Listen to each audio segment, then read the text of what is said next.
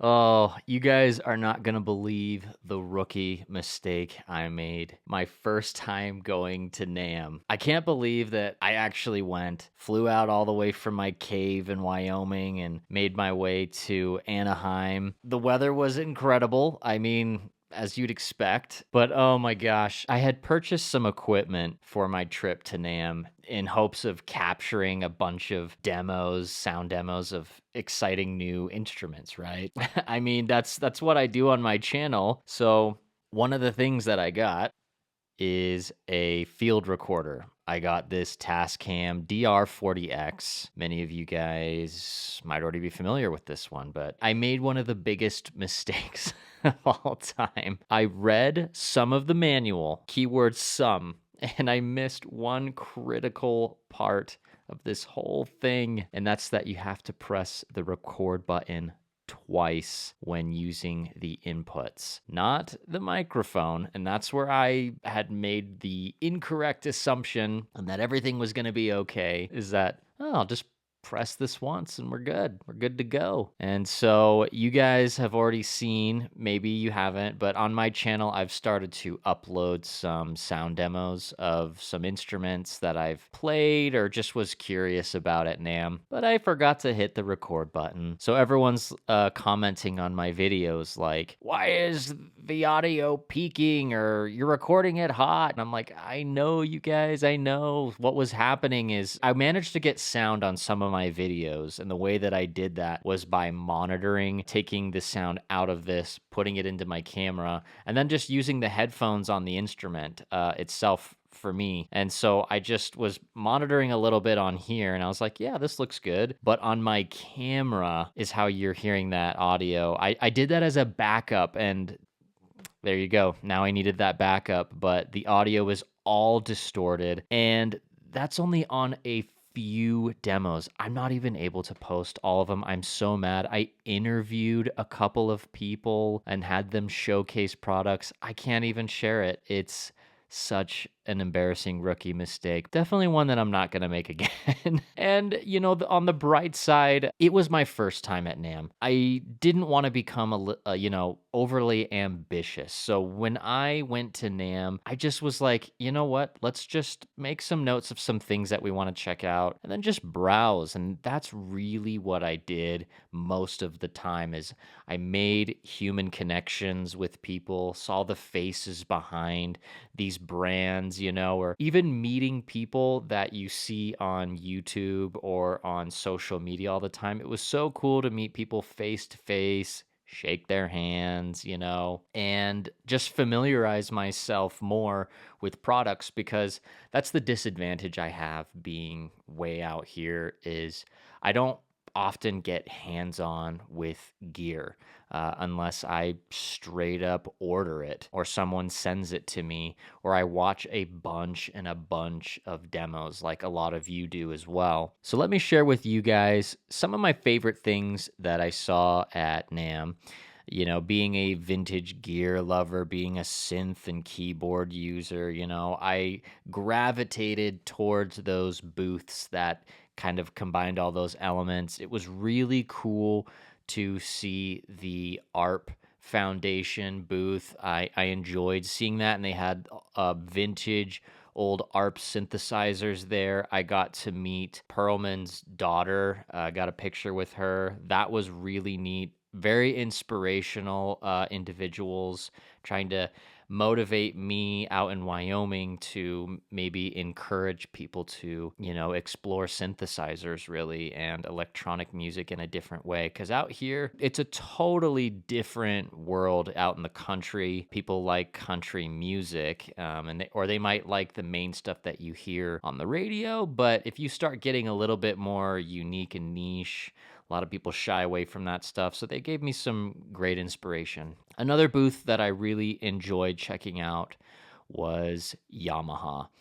Theirs was massive, massive, massive. It was multiple rooms, but it was really, really cool to explore all of the products. I mean, we all know Yamaha is very diverse. It's not just keyboards. They had so many different types of instruments, but I gravitated towards the keyboards and the synthesizers, obviously. Very impressive setup. Great meeting individuals in person that, like I said, that you might see on YouTube or something. It was cool to, make those connections. Another really cool booth that I checked out was Korg. I love Korg. They had a really nice setup, all of their instruments. Some of you guys wanted me to check out some specific instruments. Some demos are ruined. I was able to share one of them that you guys can check out of one of their later products. They did a mini Korg mini version of it. That was pretty neat, but it was really cool to meet Sonic State there. They were just about to start doing some stuff. It was cool to just say hi and then be on my way. I felt like starstruck. All these people to me have been like celebrities. You look up to these people and their wisdom and their experience, and it was just cool to make those connections. They did not have the giant synthesizer that some of you guys were asking about, a PS3300. And I asked them about that, and they're like, we don't even know why Japan didn't, whatever they share with us, we just roll with it. And I was like, okay, that works for me. Another really cool one would have to be Stylophone. I'm super biased, but guys, I'm being realistic. The whole team, meeting them face to face was a huge, huge pleasure. They're all super down to earth people who just really love what they're doing. It's kind of like meeting a family almost. All of the products are great, guys. There's so many exciting things coming for Stylophone. If you guys have been following along with me, I'm going to be sharing more demos. I actually have some of their recent releases, so stay tuned to that. Subscribe to my channel if you want to stay kind of in the know with Stylophone. But yeah, just they have some really exciting products coming and improvements to existing products that a lot of people have been asking for. So they're a really affordable company, really fun, and an amazing team. They're based out of the UK. Highly recommend you guys check them out and follow along on the journey as I share more about them. Another really interesting and exciting experience I had was meeting Bob Moog's daughter. Michelle, I believe is her name. It was very brief. Again, I was just starstruck by meeting some of these people face to face. It was a really, really cool experience. They had old vintage Moog synthesizers. It was part of the Bob Moog Foundation. So it was neat to see some of those instruments that they had, meet her. She didn't show up very often because I guess she was busy with meetings. So I was very fortunate and lucky to meet her face to face. One that was kind of a letdown was the In Music, but why should I really be surprised? And if you don't know, In Music is like this parent company that has Akai. So if you've ever used any Akai MPC or anything like that, In Music is the overarching, parent company that owns that. They bought Moog recently, and so I was excited to check out what Moog synthesizers or Moog stuff they had there. It was kind of a big letdown. I mean, it was cool that they had the Moog Muse there and a mini Moog, and then they had three semi modulars there. But I was like, this is it? And I mean, there was just so many people in that room.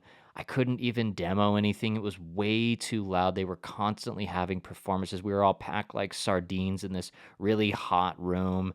And so I was just like, man, what a letdown. Roland had a cool space too, but again, it was everyone gravitates towards those, and you just kind of didn't really get a chance to just sit down and sample or try out their products. So, Roland is so mainstream, like go to a Guitar Center or something and demo their stuff. But I don't have that luxury again. I don't live near music stores that I can mess around on gear. So anytime that I go on vacation or travel somewhere, I always try to go and visit some sort of a music store, see what they have, see if I can demo something, Another cool one that I want to mention is Rhodes.